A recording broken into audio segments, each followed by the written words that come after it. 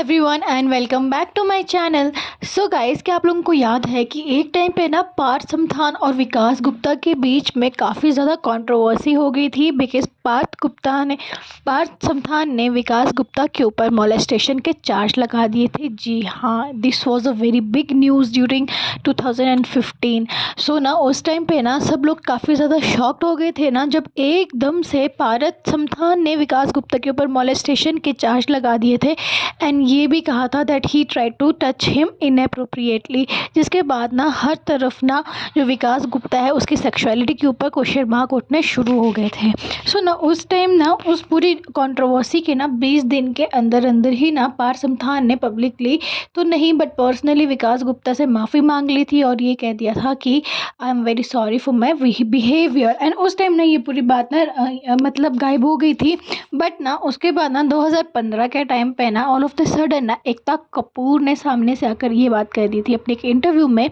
कि ना पार्थ और समथान ना एक दूसरे के साथ रिलेशनशिप में थे एंड पार्थ की उसने काफ़ी सारी ऐसी वीडियोस देखी थी जहाँ पर ना पार्थ विकास के लिए अपने प्यार का इजहार करते हुए नज़र आ रहे थे। जिसके बाद ना everyone got shocked, like literally everyone got shocked. And even Ekta Kapoor ने तो ये भी कह दिया था कि ना जब पार्थ ना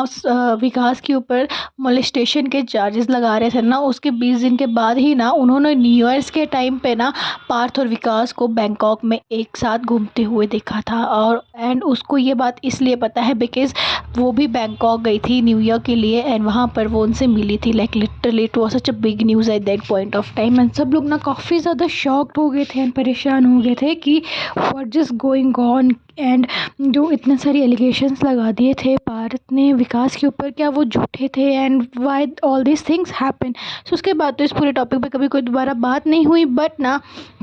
ऑल ऑफ द सडन ना 2017 आते आते ना विकास गुप्ता ने पार्थ को कह दिया था कि he want an public apologize from Parth का एंड ही वॉन्ट कि वो सबके सामने आकर पार्थ विकास गुप्ता से माफ़ी मांग ले। पार्थ विकास गुप्ता से माफ़ी मांग ले सबके सामने आकर, अदरवाइज़ ना वो ना पार्थ के अगेंस्ट ना मोलेस्टेशन के चार्जेस लगा देंगे। बट ना ऐसा कुछ हुआ नहीं था एंड ये पूरी बात ना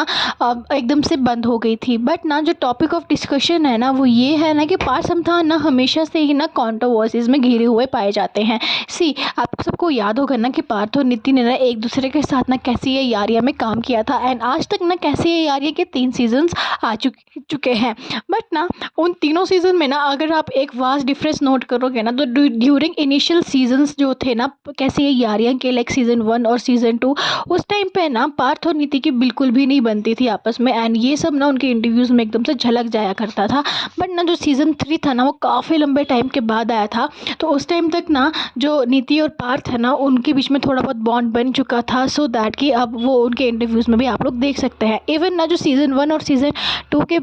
ड्यूरिंग उनके बीच में नहीं बनती थी ना उसका रीज़न ये था ना कि जब वो कैसे यारियाँ शो किया करते थे ना दैट टाइम ना पार्थ की एक कॉल रिकॉर्डिंग लीक हो गई थी जिसमें वो विकास गुप्ता से बात कर रहे थे एंड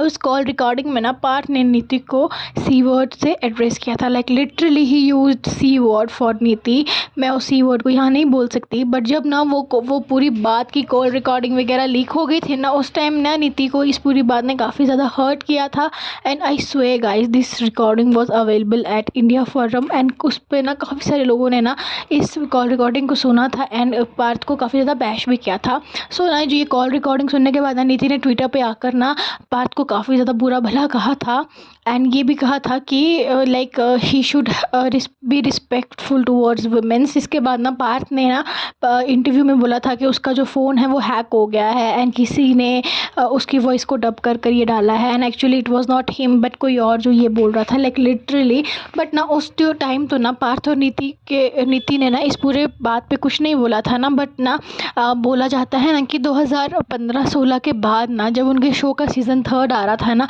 दैट टाइम नीति ने पार्थ के तरफ दोस्ती का हाथ बढ़ाया था। वो उसके लिए ब्राउनीज वगैरह बनाकर लेके जाया करती थी सेट पर एंड उसके बाद ना नीति ने अपने इंटरव्यू में बोला था ना कि वो पास्ट की बातों को दोहराना नहीं चाहती है एंड वो अब एक फ्रेश स्टार्ट करना चाहती है पार्थ के साथ जिसके बाद ना उन दोनों में दोस्ती हो गई थी। सो इतनी सारी कंट्रोवर्सीज होने के बाद ना, जब आपको याद होगा कि मैंने आपको बताया कि कैसे विकास और पार्थ के बीच में कंट्रोवर्सी हुई थी ना, सो ना उसके बाद ना ऑल ऑफ द सडन ना लाइक 2020 आते आते ना विकास गुप्ता ने ना प्रियांक के ऊपर एलिगेशन लगाए थे कि पार्थ और